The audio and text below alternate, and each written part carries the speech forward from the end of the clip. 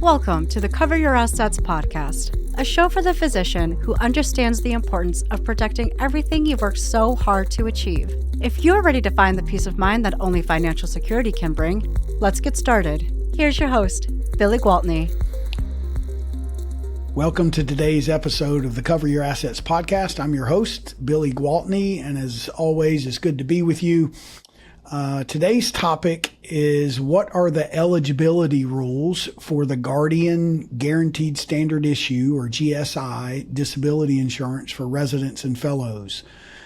I work with physicians across the country and am one of the endorsed brokers for Guardian's Guaranteed Standard Issue at a number of residency and fellowship training facilities across the country.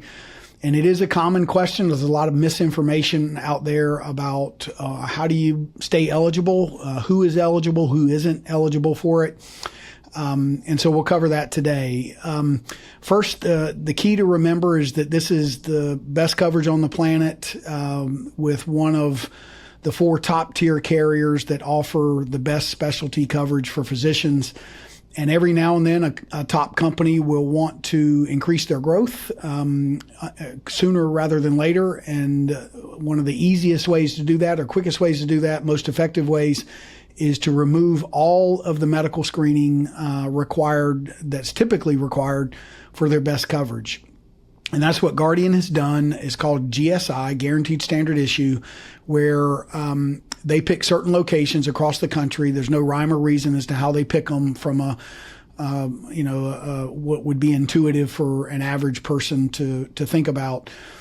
So they pick these locations and then they say, okay, residents and fellows, if they're in training here and they meet our guidelines, they can get our best coverage with the best definitions, the true specialty on occupation definition of disability, the enhanced partial benefit, the long-term recovery benefit, the future increase option or benefit increase rider. You ultimately can end up with $15,000 a month of private specialty coverage, and they completely waive the medical screening. In order to get this, there are a few things you have to adhere to. One is you have to currently be a resident or fellow at that facility, at that employer. And there's no negotiating that. You can't have been a trainee there last year. You can't be a trainee that's going to be there next year. It needs to be current. That's the first thing. The second metric is that you cannot have applied elsewhere first. If you have applied for disability insurance with any other insurance carrier, then you are removed from eligibility for the Guardian Guaranteed Standard Issue policy.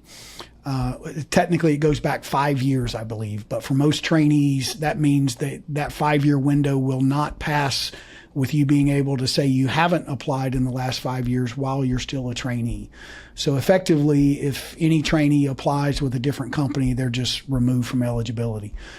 You can apply with Guardian and still have access to the Guaranteed Standard Issue disability insurance if you're working with an endorsed broker. That's the key. You need to work with someone who has access to the GSI. This is a one-shot deal. If you apply for the Guaranteed Standard Issue or ask for it and they issue the policy and you don't sign for it within the allotted time that they typically allow, which is usually 30 days or so, then that's it. You can't come back and get it later. So let's say you decide in January you want to do it, then you get sidetracked, you forget, and you're like, well, I still have a year left of training. I'll revisit it later. You come back in 6 months and want to get the GSI, you can't do it. They won't let you do it. So you get one window, and once that window closes, that's it. Lastly, and this is kind of the one that sneaks up on people, is that there is a knockout question. And the question reads, I wrote it down so that I can read it exactly. Have you been continuously at work full-time performing the usual duties of your occupation for the past 6 months? You want to check yes to that. If you have been out of work, like a day or two here or there for PTO or a sick day or a long weekend, that kind of thing is okay. Usually a week's vacation would be okay.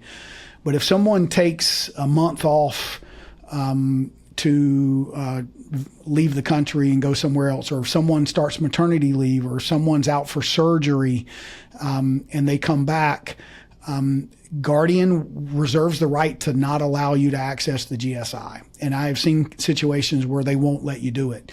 And then in order to be able to access it later, that answer needs to be yes. You need to allow 6 months to have passed since you missed a day. And so if you try to time that toward the end of your graduation, you can back yourself into a corner and not have access to the GSI because there's not enough time for 6 months to pass before you graduate. There is a grace period of 90 days after you graduate to access the GSI, but it is a hard stop at 90 days. So if you do the math on the missing work in the last 6 months, if someone, let's say, is out on maternity leave and they come back, they graduate in June, they're technically finished with maternity leave in June. They will not be able to get the GSI because they've got a 90-day grace period, and they need 6 months of not missing work before they can access it. So sometimes the GSI can have a little bit of a walking through a minefield feeling to it. And it's because they're waiving all of the medical screening. The only required question is, are you currently disabled? That's essentially it. So any pre-existing conditions, whether it's diabetes or past cancer or anything, they're going to fully cover with no medical underwriting. You get the trainee discounts. It's the best definitions. It's private, it's portable, it's non-cancelable, guaranteed renewable, which means you can walk away at any time, but the insurance company cannot. They can't increase the rate or cancel the policy. So it is their best coverage. So they reserve the right to create the rules and guidelines about what it requires that you have to meet in order to access the no medical screening component. There's more to this. Perhaps for your situation, I would be happy to answer it. I went through this fairly quick, but there's a lot of misinformation out there. So I want to put this out there so you can listen to it. And then if you want to discuss your situation, I would be happy to do that. Feel free to message me at 704-270-2376. Again, 704-270-2376, and happy to arrange a time to chat. Thank you, as always, for your time. Thanks for listening to the Cover Your Assets podcast, an Odd Conduit media production. New episodes drop every 2 weeks. If you've enjoyed the conversation, subscribe, rate, and review this podcast. For more tips and advice, visit the website and YouTube channel. Check the show notes for links. Join us next time for another episode dedicated to helping physicians like you get your disability insurance right and protect your way of life.